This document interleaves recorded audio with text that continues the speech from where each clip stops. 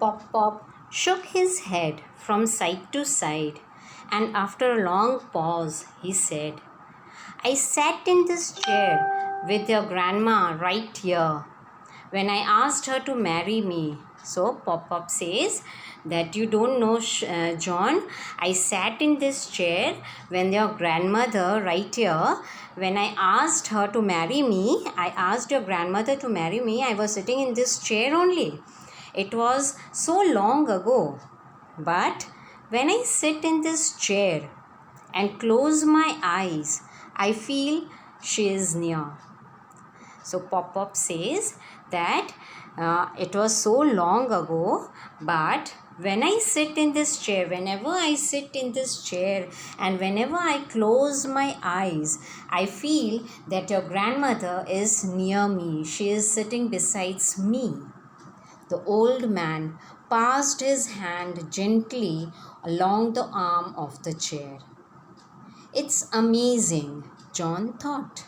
John thinks that it is so strange, it's so amazing that how Pop Pop can remember things from the past. John thinks that it is so surprising, it is so amazing that Pop Pop can remember incidents from the past.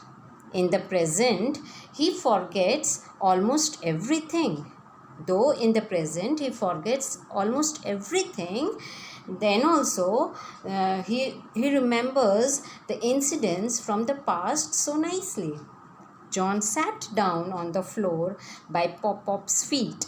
So John sits near Pop Pop's feet on the floor and he listens as the old man went on.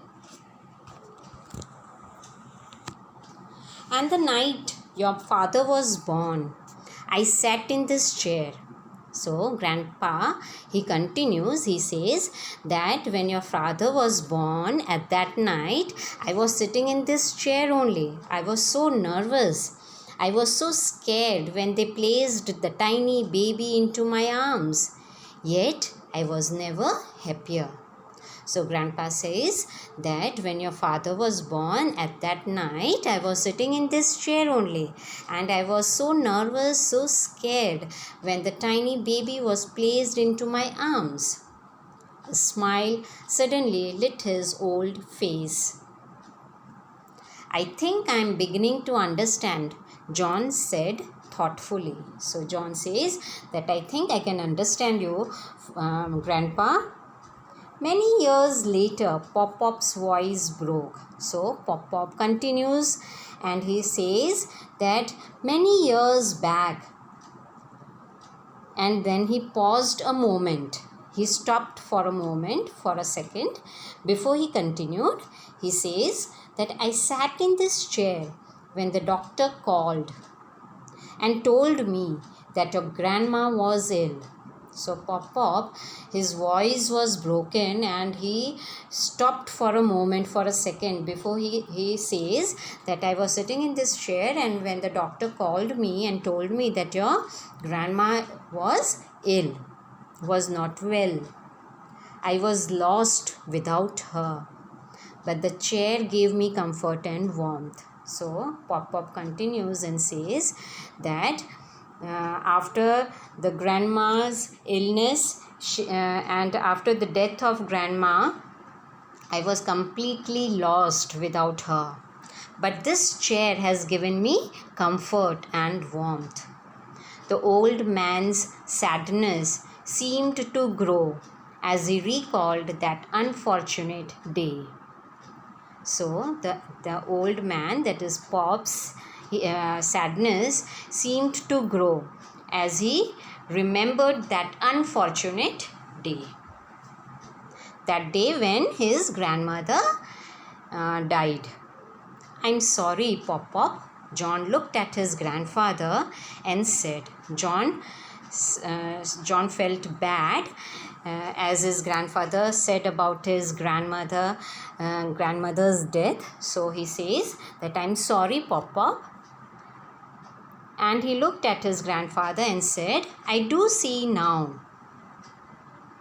This is not just any old chair. So now John could understand, and he says to his grandfather that I can understand, Pop-Pop. I do see now this is not just any old chair. This chair is not an object now. This chair is more like your friend. I can make out that this is not only an old chair, worn and torn chair, or any object in this house. This chair is more like your friend. Yes, we have gone through a lot together, Pop-Pop said. So Pop-Pop says, yes, you are right, John. We have spent so much time together, so many years together.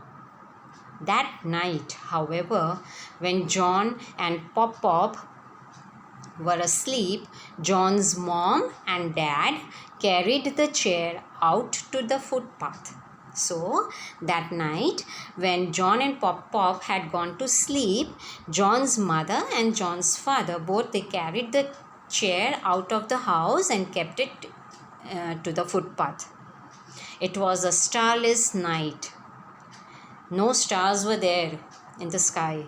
Though spring had set in, snow fell silently from the black sky. Snowfall was going on, and the snow covered Pop-Pop's chair completely, and it looked like a blanket of white blanket. It looked like a white blanket.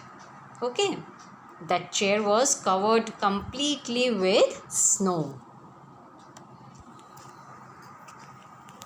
The next morning, when John came downstairs, Pop-Pop stood by the window and looked outside. So, the next day in the morning, when John came downstairs, what he saw his grandfather, Pop-Pop, standing by the window, and he was looking outside. A tear rolled down his hollow cheek, and from the hollow cheek, a tear was rolling down. Means Pop-Pop, he was crying. He had become very emotional seeing the chair outside the house. John followed the old man's gaze and froze. John also saw from the window that the chair was kept outside.